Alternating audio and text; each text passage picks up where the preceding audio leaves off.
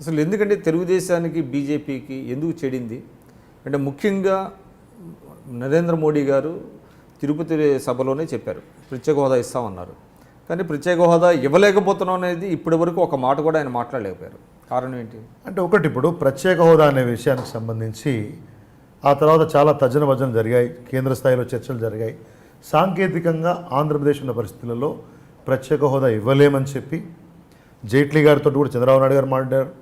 కేంద్రంలో అప్పుడు మంత్రుల్లో ఉన్నటువంటి చౌదరి గారు కానివ్వండి, గజపతిరాజు గారు కానివ్వండి, వెంకయ్యనాయుడు గారు కానివ్వండి చాలాసార్లు మాట్లాడారు. ప్రత్యేక ప్యాకేజీని ఒకటి డిజైన్ చేశారు. దాన్ని ఇక్కడ అసెంబ్లీలో వాళ్ళు అభినందన తీర్మానం పెట్టారు. చంద్రబాబు నాయుడు గారు ఏ ఎంత దాకా పోయారంటే ఎవరైనా ప్రత్యేక హోదా అనే మాట మాట్లాడితే కేసు పెడతాను, ప్రత్యేక ప్యాకేజీ మనకు బ్రహ్మాండం, హోదా ఏం సంజీవని కాదని చెప్పేసి ఆంధ్రప్రదేశ్ ప్రజల్ని పూర్తి స్థాయిలో సంతృప్తిపరిచే ప్రయత్నం చేశారు. అయినా కొంతమంది స్వార్థ భావనలతో మనం దాన్ని ముందుకు తీసుకెళ్తుంటే దాన్ని నిలువరించలేకపోయారు. ఆ ఒక కారణం చెప్పి ఇవాళ వారు బయటికి వెళ్ళారు. తప్పు చంద్రబాబు నాయుడు గారిదా, భారతీయ జనతా పార్టీదా, కేంద్ర ప్రభుత్వం అనేది వాళ్ళ ప్రజలు నిర్ణయించాలా. మాకెక్కడ కూడా ఒకటి, చంద్రబాబు నాయుడు గారి యొక్క వ్యవహార శైలి, ప్రభుత్వాన్ని నడిపే తీరు, జరుగుతున్నటువంటి హోల్సేల్ అవినీతి, మంత్రులు తర్వాత అధికారులు చేస్తున్నటువంటి అవినీతి, దీన్ని భారతీయ జనతా పార్టీ ప్రశ్నించడం మొదలుపెట్టడం అనేది చంద్రబాబు నాయుడు గారికి నచ్చలేదు. ఇవన్నీ మీ దగ్గర ప్రూఫ్స్ ఉన్నాయండి? అంటే కేంద్రం దగ్గర ప్రూఫ్స్ ఉన్నాయా? ఒకటి, కేంద్రం దగ్గర ప్రూఫ్స్ అంటే ఖచ్చితంగా మీరు యూటిలిటీ సర్టిఫికేట్ ఇవ్వట్లేదంటే ఇక దానికంటే ఎక్కువ ప్రూఫ్ ఏం కావాల్సి వస్తుందండి. ఖచ్చితంగా మీ జీవీఎల్ నరసింహ గారు ఒక మాట అన్నారు, చెప్పండి, చుక్కలు చూపిస్తాము తెలుగుదేశం ప్రభుత్వానికని. అంటే ఏ కాంటెక్స్ట్లో అన్నారు, దేన్ని దృష్టిలో పెట్టుకుని అన్నారు? ఇప్పుడు ఎవరెవరు ఏ కాంటెక్స్లో తీసుకోవాలో వాళ్ళు వాళ్ళ కాంటెక్స్లో తీసుకున్నారు. నాకు తెలిసి నేను అనుకుంటున్నానైతే మేము ఖచ్చితంగా రాజకీయ పరంగా పార్టీగా మేము అక్కడ ఎదుగుతాం. బ్రహ్మాండంగా చంద్రబాబు నాయుడు గారి యొక్క ప్రజా వ్యతిరేక చర్యలు అయి ఉండొచ్చు, అవినీతి అయి ఉండొచ్చు, దాన్ని ఎండగడతాం.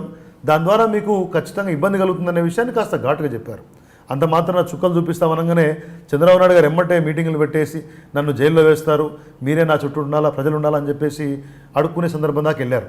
అంటే ఒకటండి, మీరు నిజాయితీగా ఉంటే, మీ దగ్గర అవినీతి జరిగి ఉండకపోతే మీరు చాలా నిర్భీతిగా ఉండేవాళ్ళు. కానీ ఇటువంటి బేలమాటలు ఎందుకు వస్తూ ఉన్నాయి? ఇవాళ సోము వీర్రాజు గారు లేకపోతే విష్ణుకుమార్ రాజు గారు శాసనసభలో ఒక అంశాన్ని ప్రస్తావించారు. ఏంటంటే మనం సాధారణ భాషలో చెప్పుకోవాలంటే ఒక పట్టిసీమ ప్రాజెక్టులో ఒక పెద్ద టిప్పర్ మట్టిని కిలోమీటర్ పంపించడం కోసము 5,616 రూపాయలు చెల్లించారు చంద్రబాబు నాయుడు గారు.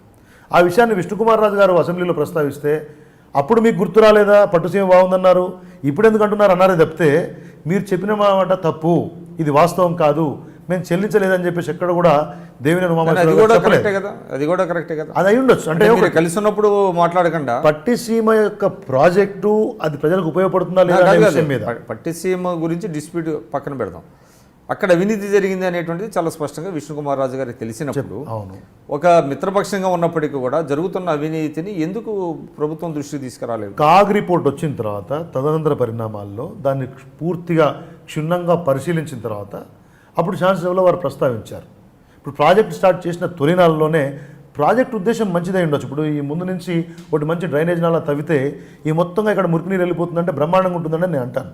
కానీ మీటర్కి 10 రూపాయలు ఇవ్వాల్సి వస్తే 100 రూపాయలు ఇస్తే 100 రూపాయలు ఇచ్చిన పేమెంట్ తర్వాత ఆ విషయాలు బయటకు వచ్చిన తర్వాత నేను మాట్లాడతాను. అదేంటి సార్ బ్రహ్మాండంగా ఉందన్నారు తర్వాత బాగాలేదంటే? పట్టిసీమ యొక్క లక్ష్యం మంచిదై ఉండొచ్చు, ఉద్దేశం మంచిదై ఉండొచ్చు, కానీ జరిగిన అవినీతిని పూర్తి స్థాయిలో కాగ్ నివేదిక కూడా ఎండగట్టిన తర్వాత దాన్ని అసెంబ్లీలో ప్రస్తావించారు. ఆ మధ్యలో సమయం ఆ అంతరం అనేది ఉంటుంది కదా, తేడా ఉంటుంది కదా, దాన్ని దృష్టిలో పెట్టుకొని అప్పుడెందుకు వద్దన్నారు, ఇప్పుడెందుకు కాదన్నారు, ఈ రకంగా మాట్లాడడం అనేది. కానీ మీరు చూడండి, దేవినేని ఉమామహేశ్వరరావు గారు, మీరు ఆ క్లిప్పింగ్స్ కూడా తెచ్చి చూడండి, ఒక్క సంతృప్తికర సమాధానం ఇప్పటికీ ఇవ్వలేకపోయారు. అవినీతి జరిగిన మాట వాస్తవం అని చెప్పేసి నివేదికలు తెలుస్తూ ఉన్నాయి. ఇవాళ మీరు ఇరిగేషన్ అంటారా, ఇరిగేషన్ అయి ఉండొచ్చు, ఆడ రాష్ట్ర రాజధాని కడితే ఆదరాబాద్రా కట్టినటువంటి నిర్మాణాలు ఎల్ఎన్టీ కట్టినా కానీ ప్రతిపక్ష నాయకుడి యొక్క ఛాంబర్లోనే మొత్తము లీకులై నీళ్లు గారుతున్నాయంటే ఏ స్థాయి అడ్మినిస్ట్రేషన్ అంటే మీరు చూస్తున్నారు ఐ డ్రీమ్ న్యూస్ ని. మీరు చూస్తున్నది ఐ డ్రీమ్ న్యూస్. అంటే కళలని నిజం చేస్తూ ప్రజలకి నిజాలని కళల ద్వారా తీసుకొచ్చే ఐ డ్రీమ్ కి మై బెస్ట్ విషెస్. మీరు చూస్తున్నది ఐ డ్రీమ్ న్యూస్. మీరు చూస్తున్నారు I dream channel. For more videos please subscribe I dream. మరిన్ని వీడియోల కోసం ఐ డ్రీమ్ ని సబ్స్క్రైబ్ చేయండి. Please subscribe I dream. And I am very much satisfied with the way interview went on. Kindly subscribe to I Dream. For more videos, subscribe to I Dream. And loads of fun entertainment and content. Do watch